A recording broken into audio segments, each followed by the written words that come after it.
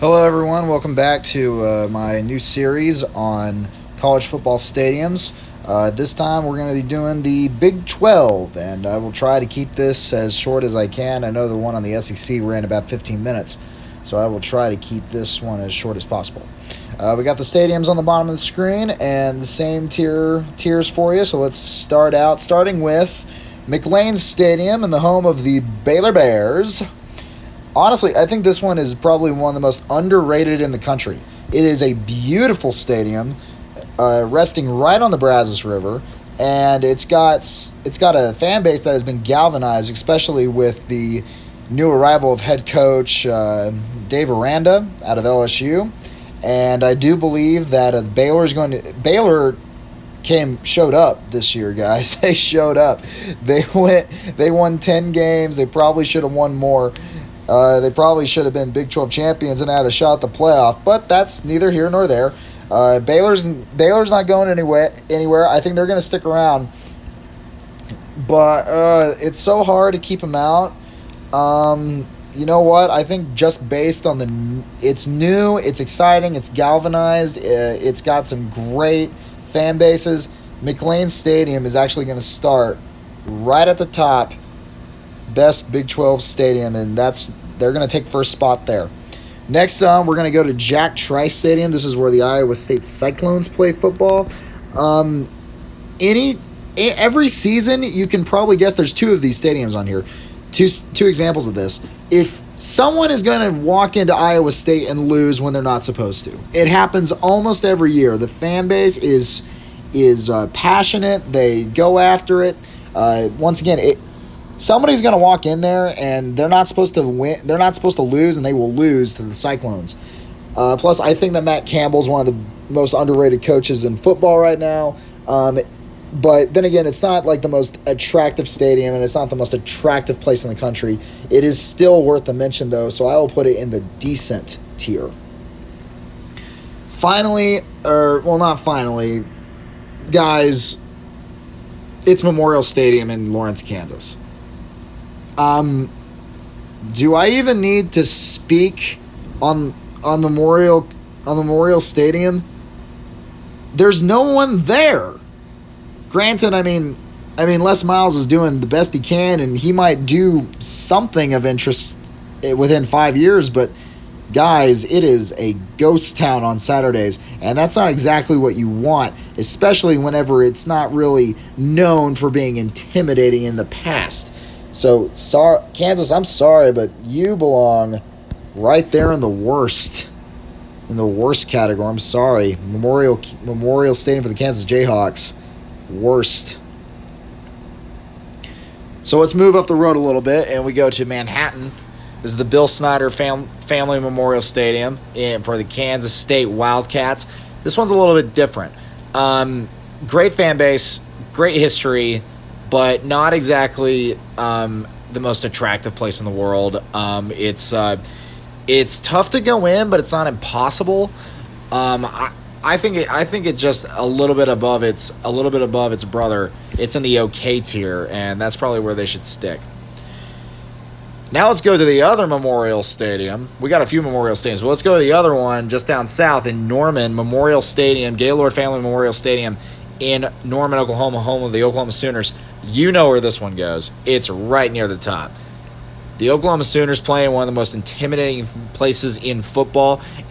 You will probably not win if you have to play in Oklahoma. You probably won't win.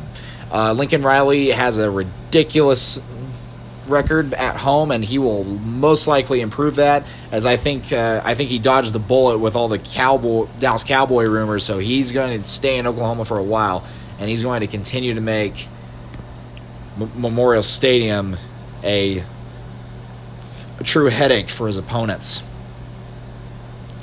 Talking about his little brother, this is Boone Pickens Stadium in Stillwater, Oklahoma for the Oklahoma State Cowboys. This one is really cool. It's a great stadium filled with great fans. Honestly, it's kind of built to be bigger and badder than Memorial Stadium.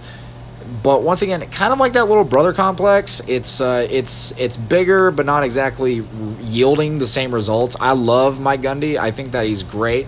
But the Oklahoma State Cowboys, they're just right below. They're almost one of the best, not quite there though.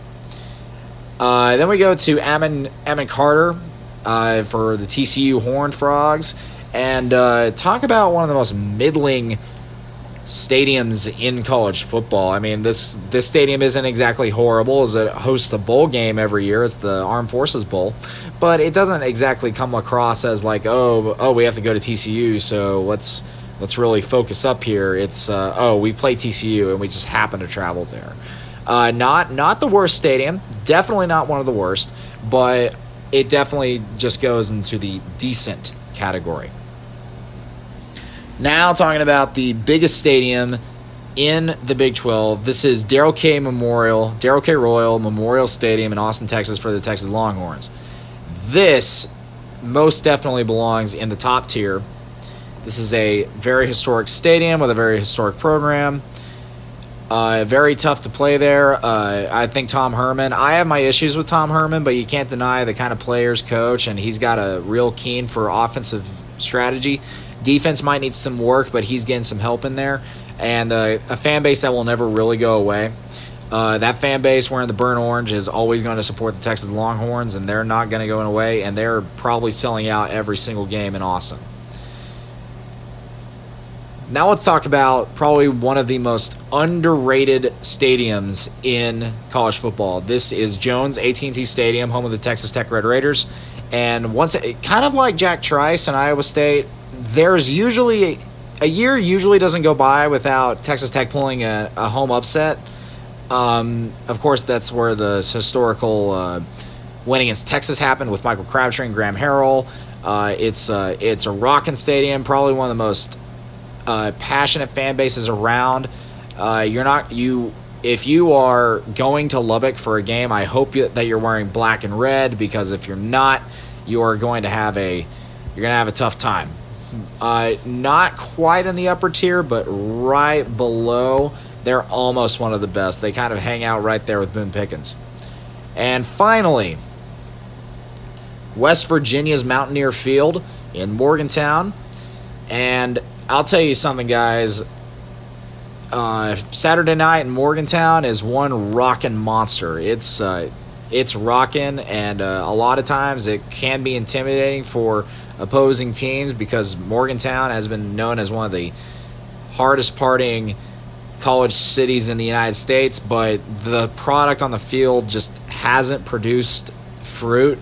I think that when they win, it's a great environment.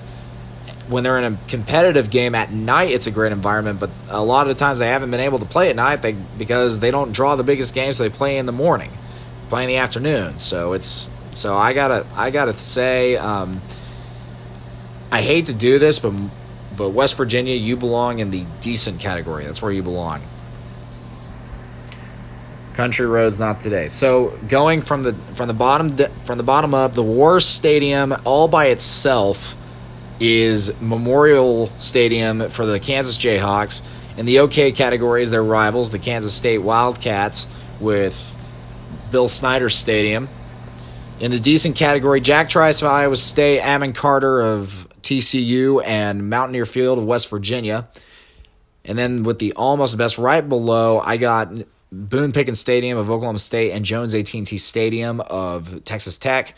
And the best Big 12 stadiums are McLean Stadium for Baylor, Memorial Stadium for Oklahoma, and Darrell K. Memorial Stadium for Texas.